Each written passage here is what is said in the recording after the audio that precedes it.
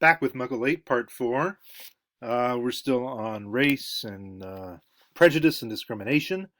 So prejudice is a notion, a preconceived notion of how someone will behave, and discrimination is actually making their access to benefits in some way dependent on their appearance. So, this is the whole exclusionary laws, etc.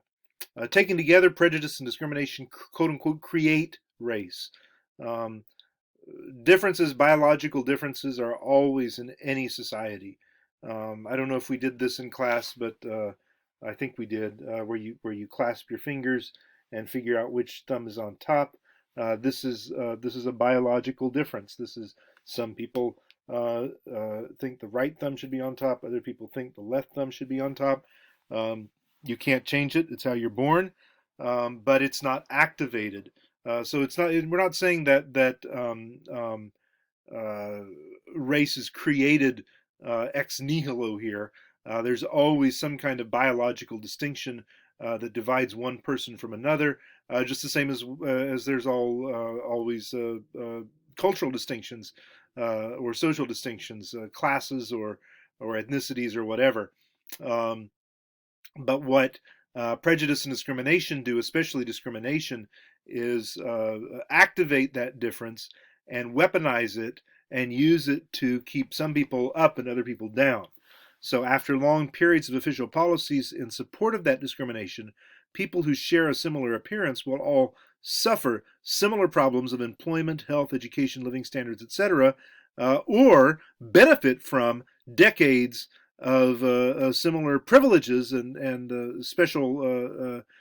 special access to employment, health, education, living standards. So this is why nobility in Europe in the Middle Ages were taller than everyone else, because they had more access to protein. They had better diets, and so they got bigger. Uh, but it looked like, oh, the nobles are like gods among us because they're so tall. No, they're just tall because they had better diets during puberty. Their bodies were fed and they got bigger. Um, so people who share a similar appearance, especially a racial, we're talking about race here, a specific physical appearance, um, and are counted in there, will have problems that may long outlive the official policies themselves for decades or for centuries. So we can see in the United States, for example, we've had laws that says you can't be a slave unless you have very dark brown skin, um, and that was or even slightly brown skin, and that was a law until 1865, and then that law was overturned. But then there were laws that, oh, you don't have the same kind of access to education or voting rights or whatever, up until from 1898 to 1956 or whatever. But even after 1956, when it was overturned in the courts, it was still in practice until 1954. It was still in practice until 64. And even after Congress passed laws against it in 64, it was still really, really hard up until the 70s, even to buy a house in an ordinary neighborhood using ordinary credit that was available to all white people. African Americans still couldn't buy houses as easily because of these laws. These laws are in place to create discriminatory conditions for them and make it hard for them. And so, merely um, 30 years, 30 something years after redlining has declined, of course there's still disparities. These disparities are long and deep, um, and aren't just removed with the stroke of a pen. So ethnicity, in contrast to race, ethnicity is a cultural category, also a cultural category, but it's one that, instead of reflecting physical appearance, reflects heritage, geography, and especially language. So we might have two people who both identify as black. That would be a racial identity, but one of those might be a Nigerian citizen of Igbo ethnicity. So they actually live in southeast Nigeria, and speak the Igbo language, whereas the other one, who looks just like the first one, is actually a Canadian citizen, but their parents or grandparents came from Haiti, and so they're also black, but the ethnicity is very, very different, completely different identity. So anthropologists see race and ethnicity as two very different things. Um, Ethnicity is much more flexible than culture or race. Ethnicity can change over the course of one's life. Culture really doesn't change that much, and race sort of varies with culture. So if you, like I said, if I was white and walking around as I am, walking around Cincinnati, I get mistaken for a Cincinnatian. But if I walk around Frankfurt, I would, and kept my mouth shut, I'd get mistaken for a person from Frankfurt. Um, and I would still be white, but my whiteness would be different in Cincinnati than it would be in Frankfurt because there are much fewer black people in Frankfurt, and they don't have near as much um, discrimination. In Frankfurt, it would be much more hard on me if I looked Turkish than if I looked black. Whereas, of course, in Cincinnati, a Turkish person probably could get away with a lot more before attracting the attention of people or police or whatever. So yeah, it just depends. If you go to a different place, there's different cultural values in play, and since race is a cultural construction, then racial identities are figured differently. This is not to say that there isn't a global white supremacy. The world system was set up by white people and operates in all corners of the world, and so there is a global racial um, cultural complex as well. But then within each country or within each area, there's also New Orleans is very, very different from the rest of the United States. Hawaii is very, very different racially from the rest of the United States. So there are microcultures um, within the United States even.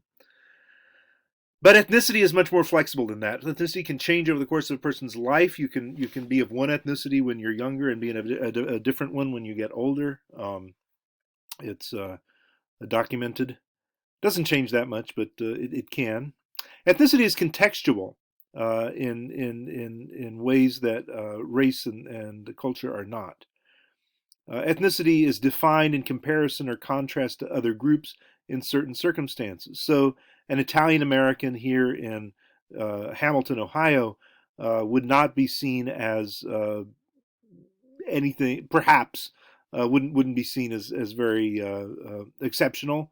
They would probably just identify as an ordinary white American, as we have here, sort of without much ethnic baggage associated with that. But if you live in Brooklyn or in Queens and you're Italian American, there's a lot that goes on there. There's a lot of attitudes. The same with Irish, right? We have Irish peoples here in Ohio that don't have the same kind of um, decades of built-in animosity towards them from non-Irish New Yorkers, and it's the same maybe with Lithuanians in Chicago or I don't know. Goodness, you just see all kinds of stuff when you have large communities of people who identify similarly within a much larger matrix.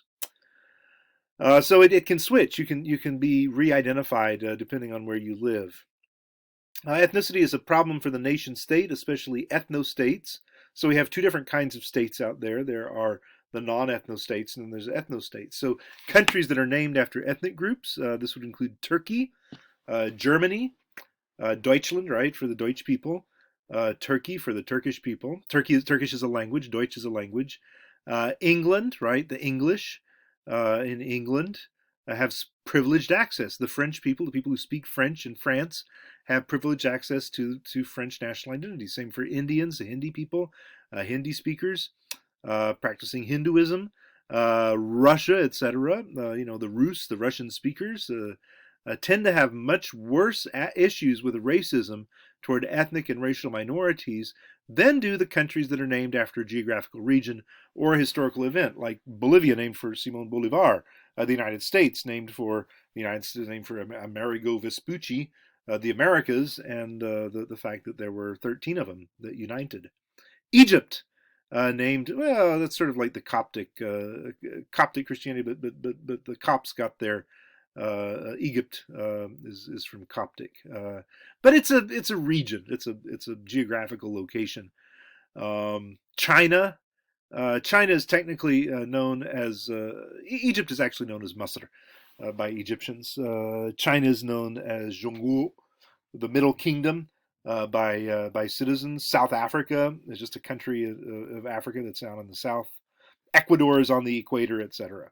So historically, European nationalism, which is where a lot of the ethno-states are, at least the origin of the ethno-state is sort of European history in the 19th century.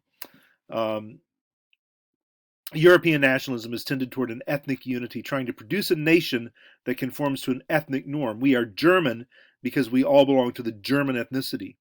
In contrast, nationalism in the Americas, that is all over North and South America, has tended toward ideological unity, trying to produce a nation that reflects an ideological norm. Yes, Mexico is where Mexico was. Mexico, the Aztec sort of state or empire or whatever you call it. Um, it's connected to Aztec identity, but there's a lot more broad room for non-native people in Mexico, for mestizo identities, for African and European and native people all mixed up together. So nationalism in the Americas is tended toward ideological unity. We are all Mexicans because we believe in Mexicanism. We are all Colombian because we believe in Colombianism. Not we are all German because we speak the German language and hold German ethnicity. Okay? I will stop there, and we will continue with ethnicity when we come back.